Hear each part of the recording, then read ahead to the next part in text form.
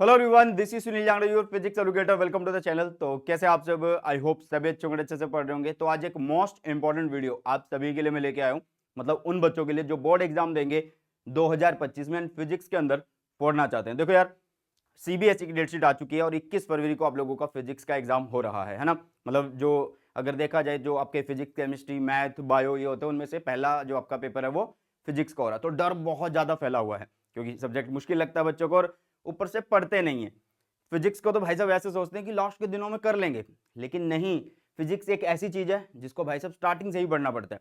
But डरो नहीं, किसी ने अभी तक अगर कुछ भी नहीं पढ़ा है वो भी इस वीडियो से बहुत अच्छे नंबर ला सकता है, क्योंकि इस वीडियो में हम क्लास 12 फिजिक्स का जो पेपर है सीबीएसई कहां से बनाता है उसको एक्सपोज करने वाले हैं। एक मोस्ट इंपॉर्टेंट वीडियो आप सभी के लिए रहने वाली है।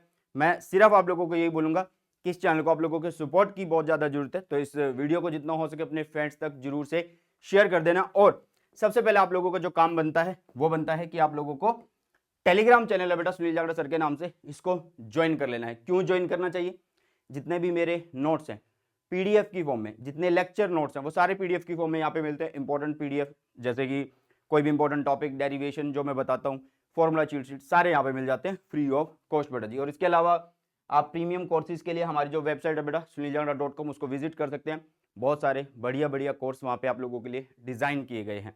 ओके बेटा, साथ में बेटा जी आप लोगों को एक बेस्ट बुक से प्रिपरेशन करनी चाहिए। तो ये रही वो बेस्ट बुक, मैं आप लोगों को दिखा भी देता हूँ, ये रही। ठीक है, इसमें क्या फायदा है? इसमें 33 बोर्ड पेपर्स मिलते हैं, मतलब 33 बोर्ड पेपर का मतलब आपको प्रीवियस ईयर क्वेश्चन मिल रहे हैं।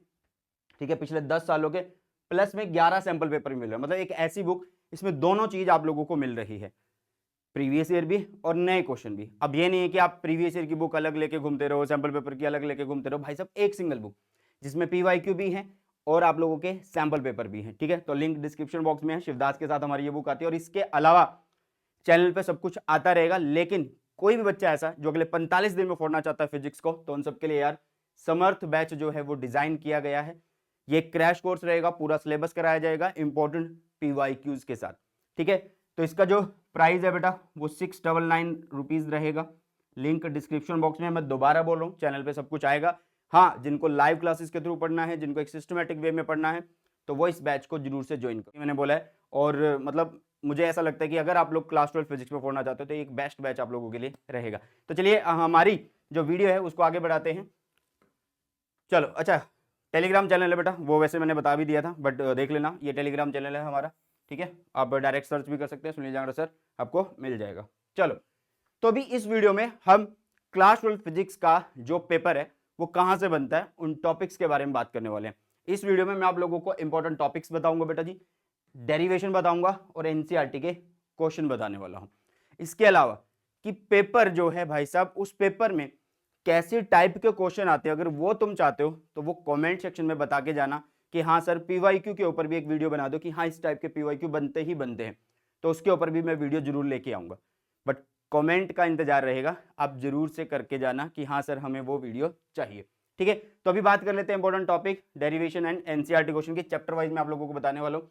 ये रही बेटा चैप्टर फर्स्ट की। अगर हम बात करें तो गॉस लॉ और इसकी एप्लीकेशन बहुत ज्यादा इंपॉर्टेंट है। Dipole in uniform external field, मतलब टॉर्क वाला जो टॉपिक होता है, electric flux field lines, electric field due to dipole and Coulomb's law. ठीक है, अगर हम डेरिवेशन की बात करें तो एप्लीकेशन ऑफ गॉस थ्योरम, जैसे कि हमने यहाँ पे इंपॉर्टेंट टॉपिक बताया कौन, गॉस थ्योरम और उसकी एप्लीकेशन, तो वैसे ही बेटा जी एप्लीकेशन ऑफ गॉस थ्योरम जो है वो बहुत ज्यादा इंपॉर्टेंट है क्योंकि इसकी डेरिवेशन पूछ ली जाती है।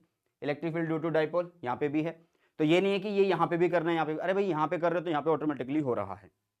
इलेक्ट्रिक फील्ड इन यूनिफॉर्म एक्सटर्नल फील्ड बेटा जी। ठीक है, एनसीईआरटी के क्वेश्चन जो हैं बेटा जी ये न्यू बुक के अकॉर्डिंग है। ठीक है, न्यू एनसीईआरटी के अकॉर्डिंग है, मैं बार बार बोल भी रहा हूं। ठीक है, कोई बच्चा बार बार कमेंट सेक्शन में ये बोल देता है कि सर ये नई बुक है या ओल्ड बुक है, तो ये पुरानी बुक नहीं है, ये नई बुक के हिसाब से डिजाइन किए गए हैं। ऊपर आप लोगों को सॉल्व एग्जाम्पल मिलेंगे, नीचे एक्सरसाइज के क्वेश्चन। अब वीडियो ज्यादा बड़ा नहीं करते हैं, मैं आपको चैप्टर वाइज बता देता हूँ। ठीक है, okay. Electric potential and capacitance second chapter आता है, इसमें जो एनर्जी स्टोर्ड इन कैपेसिटर है बहुत ज्यादा इंपॉर्टेंट है, बट इसकी डेरिवेशन नहीं आएगी बेटा जी, ये ध्यान में रखना है। तो आप लोगों को न्यूमेरिकल पे ज्यादा फोकस करना होगा। इसके अलावा इक्विपोटेंशियल सरफेस कैसा क्वेश्चन बनता है, इमेज बेस्ड क्वेश्चन बनता है, मतलब आप लोगों को डायग्राम बनाना आ जाता है या कुछ कैरेक्टरिस्टिक्स आ जाती हैं कि इक्विपोटेंशियल सरफेस जो है उसकी कुछ आप लोग कैरेक्टरिस्टिक्स बता दीजिए। फिर है potential energy of a system of charges और parallel plate capacitor, effect of dielectric on capacitance. NCERT के क्वेश्चन लिखे हुए बेटा जी, देख सकते हैं आप लोग। डेरिवेशन देखो, electric potential due to dipole, ठीक है, electric potential due to dipole, जिसमें एक्सियल इक्वेटोरियल दोनों आ जाता है, और आप लोगों को पता है कि इक्वेटोरियल के लिए जो पोटेंशियल है वो जीरो होने वाला है। Potential energy of a system of 2 point charges, तो यहाँ पे बात करिए, इसका मतलब ये टॉपिक बहुत ज्यादा इंपॉर्टेंट है, इसमें न्यूमेरिकल बन सकता है, इसमें डेरिवेशन बन सकती है। ओके, नेक्स्ट है बेटा जी effect of dielectric on capacitance, फिर है parallel plate capacitor. Third chapter पे अगर हम आए तो करंट इलेक्ट्रिसिटी है, कॉन्सेप्ट ऑफ ड्रिफ्ट वेलोसिटी बहुत ज्यादा इंपॉर्टेंट है, Kirchhoff's law, temperature dependence of resistivity, cells, cell के कॉम्बिनेशन बहुत ज्यादा इंपॉर्टेंट है, ईएमएफ एंड इंटरनल रेजिस्टेंस, इनका रिलेशन बहुत ज्यादा इंपॉर्टेंट है। मतलब आप लोगों को ईएमएफ, वोल्टेज और इंटरनल रेजिस्टेंस के बीच में एक रिलेशन पूछ लेगा। ओके, व्हीटस्टोन ब्रिज न्यूमेरिकल बहुत ज्यादा बनते हैं, तो एक बार ध्यान से इनको देख लेना बेटा जी, ठीक है, नहीं तो इस चैनल पे भी बहुत कुछ आने वाला है। अब जैसे अब तुम्हारी हार्ट बीट बढ़ चुकी है डेट शीट देख के, वैसे ही अब मुझे लगता है कि हाँ इस चैनल पे अब एक्टिव होने का टाइम आ चुका है। एनसीईआरटी का क्वेश्चन बेटा लिखे हुए हैं, इसमें टाइम नहीं वेस्ट करते हैं, डेरिवेशन पे आ जाते हैं। Drift velocity and reduction of Ohm's law, मतलब जो ये कॉन्सेप्ट ऑफ ड्रिफ्ट वेलोसिटी लिखा है, इसमें आप लोगों को ये चीज आनी चाहिए कि ड्रिफ्ट वेलोसिटी का पूरा रिलेशन क्या होता है, जो वो V is equal to small e capital E tau by में एम होता है, ये कैसे आता है ये आपको पता होना चाहिए। इससे ओम्स लॉ कैसे बनता है वो आप लोगों को पता होना चाहिए, और कॉम्बिनेशन ऑफ सेल, जैसे कि मैंने ऊपर की तरफ बोला भी था आप लोगों को। ओके, नेक्स्ट है बेटा fourth chapter moving charges and magnetism, MCG, moving coil calorimeter बहुत ज्यादा इंपॉर्टेंट है, उसकी कन्वर्जन बहुत ज्यादा इंपॉर्टेंट है, बायट-सावर्ट्स लॉ उसकी एप्लीकेशन, और एक ही एप्लीकेशन हमारे पास है बेटा जी। Okay, ampere circuital law. अच्छा एक चीज, चैनल पे सब कुछ है बेटा, one shot 30 minute revision videos और 1 pages note, detail notes, PYQs, आपके MCQ, न्यूमेरिकल सब है, तो ये टॉपिक्स पढ़ने के लिए आपको कहीं और जाने की जरूरत नहीं है, ठीक है। चलो, तो एम्पियर सर्किटल लॉ उसकी एप्लीकेशन, एक ही एप्लीकेशन है, solenoid, force between two parallel currents है बेटा, और motion in a magnetic field, मतलब आप लोगों से पाथ पूछ लिया जाता है कि अगर चार्ज पार्टिकल और मैग्नेटिक फील्ड में परपेंडिकुलर है, मतलब एंगल अगर वो नॉर्मल बन रहा है 90 डिग्री बन रहे हैं तो किस तरीके का पाथ बनेगा, या 90 के अलावा है तो कैसा पाथ बनेगा। Torque on A current loop, ठीक है। डेरिवेशन कौन सी इंपॉर्टेंट है, जैसे कि यहाँ पे एप्लीकेशन मैंने बोली थी ये, तो इसकी इंपॉर्टेंट है बेटा जी। Okay, magnetic field due to current carrying circular loop on its axis.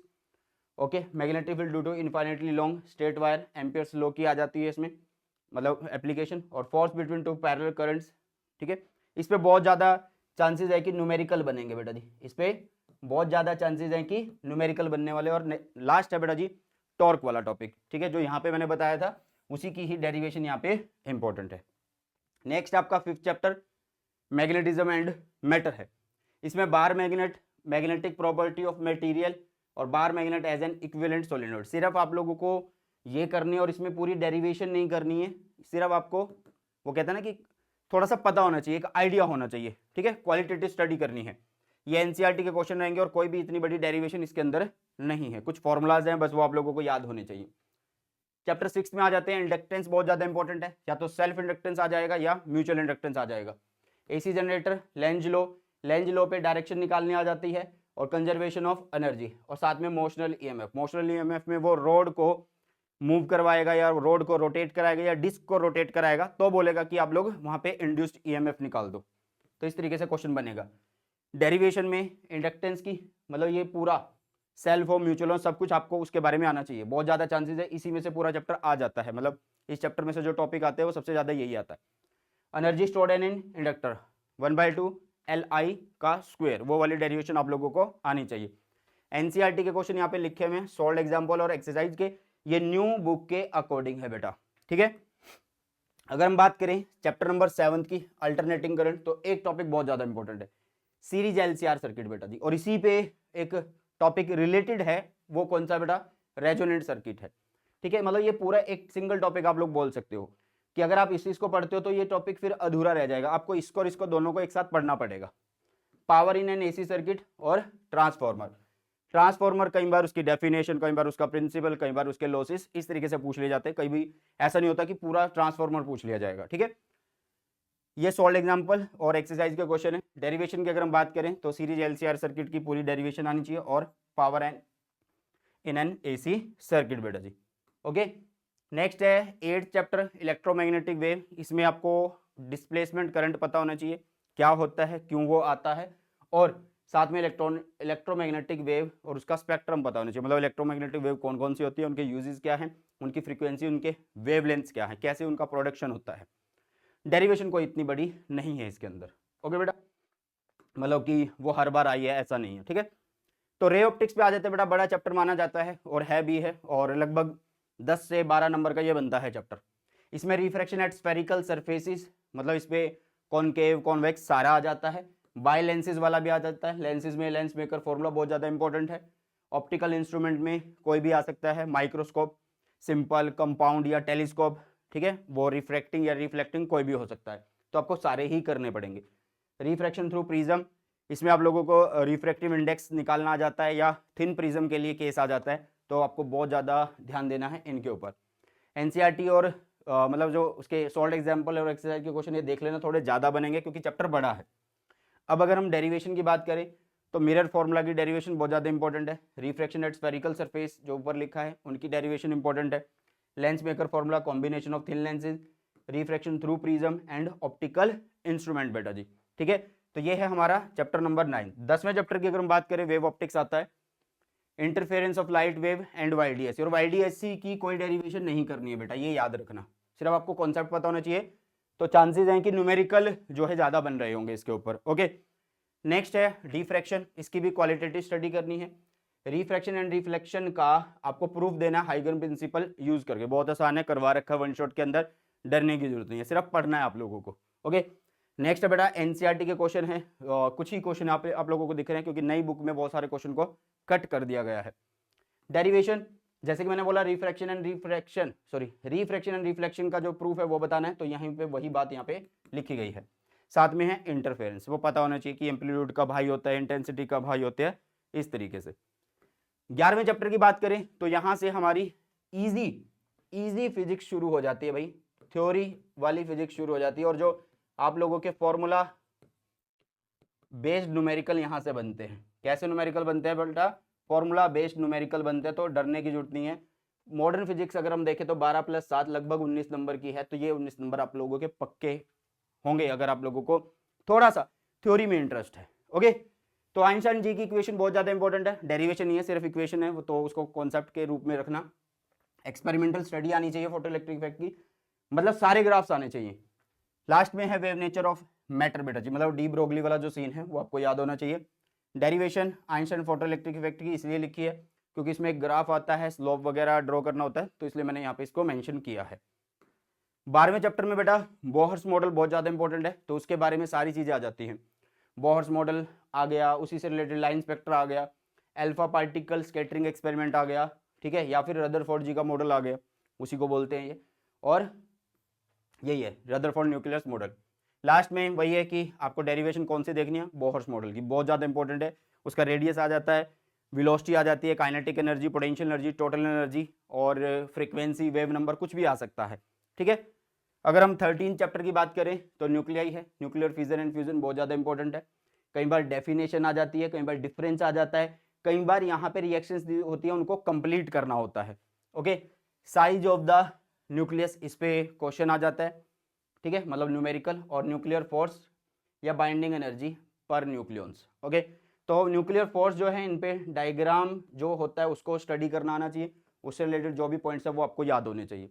कोई डेरिवेशन नहीं है, एनसीईआरटी के क्वेश्चन आप लोग देख सकते हैं। ओके बेटा, ये हमारा लास्ट चैप्टर है, ये भी आसान है। सेमीकंडक्टर डायोड बहुत ज़्यादा इंपॉर्टेंट है कि सेमीकंडक्टर डायोड क्या होता है, कैसे बनता है, कैसे इसमें जंक्शन बनता है, फिर इसका कैसे एज ए रेक्टिफायर यूज होता है।